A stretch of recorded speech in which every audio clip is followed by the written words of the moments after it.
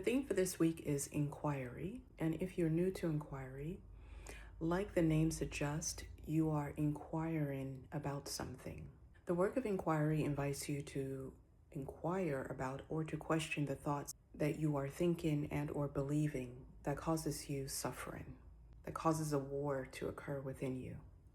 While it's not a new practice, it is something that's been cultivated, introduced, and demonstrated by several individuals.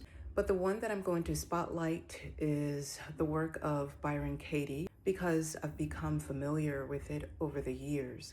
I'm spotlighting it because I find it to be a very simple process. So in the framework that Byron Katie offers, you take your thought and or belief that causes you to suffer and you introduce them to 4 questions. Is it true? Can you absolutely know that it's true? How do you react? What happens when you believe that thought? And who or what would you be without the thought? 4 direct, simple questions that invites you to get still, to consider not only the question that's being asked, but to ultimately consider the truth.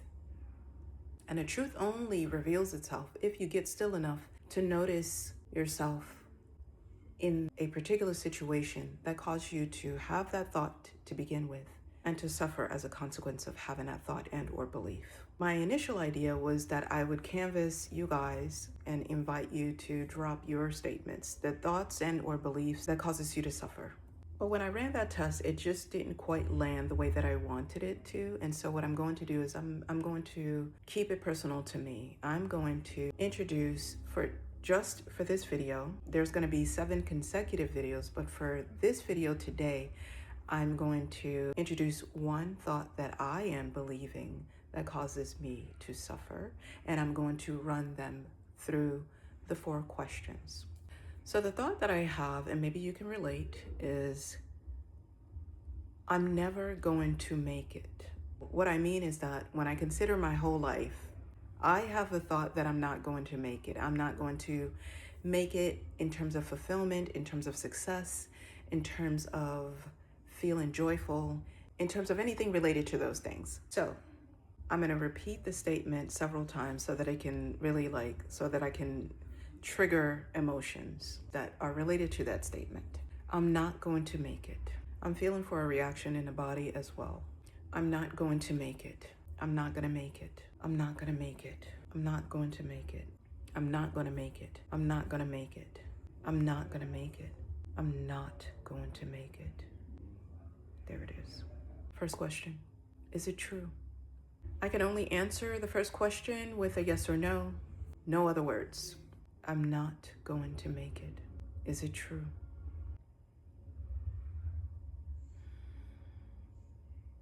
No.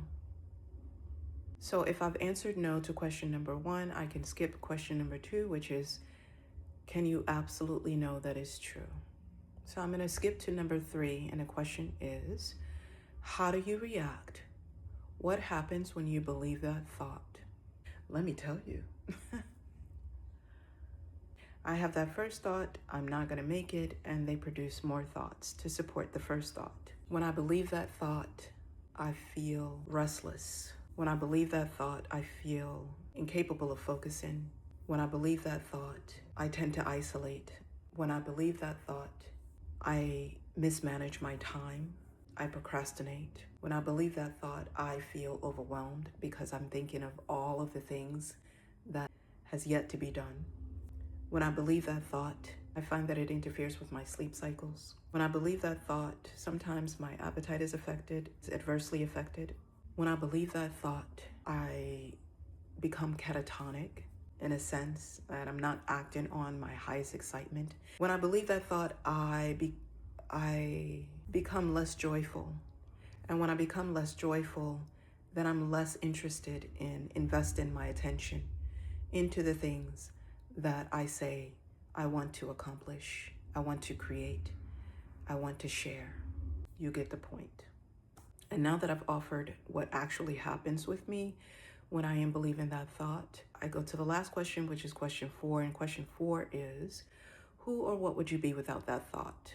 So let's say I like to imagine that I can actually remove the thought. I can't, but I like to imagine that I can. And when I imagine that I can remove the thought that causes me to suffer, I realize, well, somehow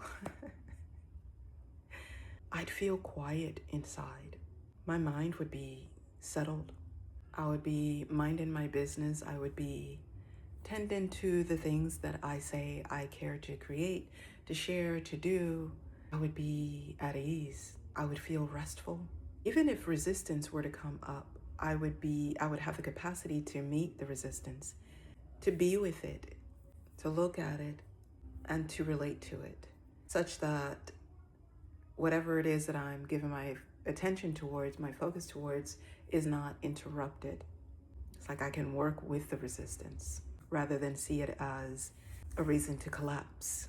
Who or what would I be without the thought? Yeah, overall, I would be simple. I would be so simple. I would not overcomplicate matters.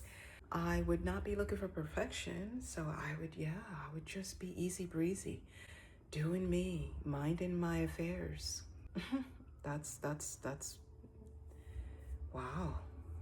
So those are the 4 questions. I want to keep things simple for today's video, just as a demonstration, be able to understand the process of inquiry if you are new to it.